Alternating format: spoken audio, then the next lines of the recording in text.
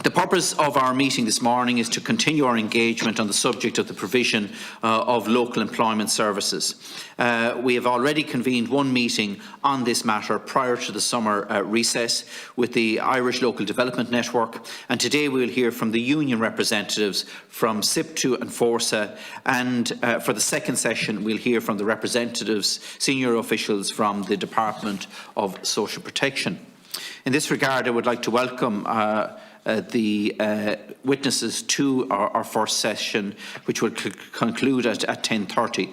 The following representatives are from SIP2 and FORSA. And I would welcome them to the meeting. Mr. John King, Deputy General Secretary, SIP2, Adrian Kane, Divisional Organiser, SIP2, Bernard Fennessy, SIP2 National Jobs Club Committee, Ms. Ashley Connolly, Head of Division in FORSA, Ms. Lynn Coffey, Assistant General Secretary of FORSA, and Mr. David Orford, FORSA Branch Chairperson. This joint committee recommended in its recent pre-budget submission to the Minister for Social Protection that local employment services and job clubs be maintained in their current model. As a committee, we appreciate the real concerns that a tendering process for employment services that it could lead to the possible redundancies and the disruption of the service itself. From my own discussions with staff running these local services, there is a genuine fear that the person-centred approach of employment services and jobs clubs will be replaced by a purely placement-focused approach, excluding valuable key aspects of existing services like personal development. And this concern comes in the context of two key publications in the last week on labour market scarring, by the National Competitiveness and Productivity Council and the Oireachtas Parliamentary Budget Office. Both have highlighted that the scarring effects caused by the pandemic could have prolonged implications for our economy and could result in higher long-term unemployment and lower economic output.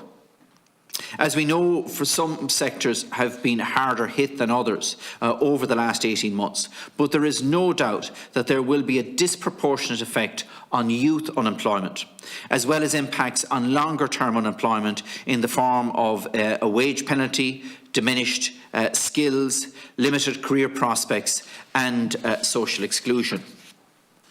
Both FORSA and SIP2, who are here today, represent over 350 workers employed in the local employment services and jobs clubs throughout the country, and we'll hear their concerns on the proposed changes by the department.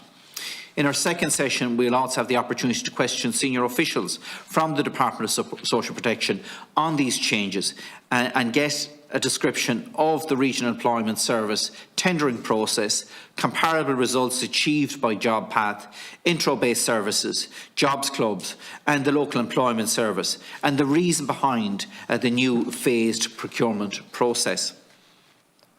Before we commence, and in terms of privilege, witnesses are reminded of the long-standing parliamentary practice that you should not criticise or make charges against any person or entity by name or in such a way to make him or her identifiable, or otherwise engage in speech that might be regarded as damaging to the good name of a person or entity.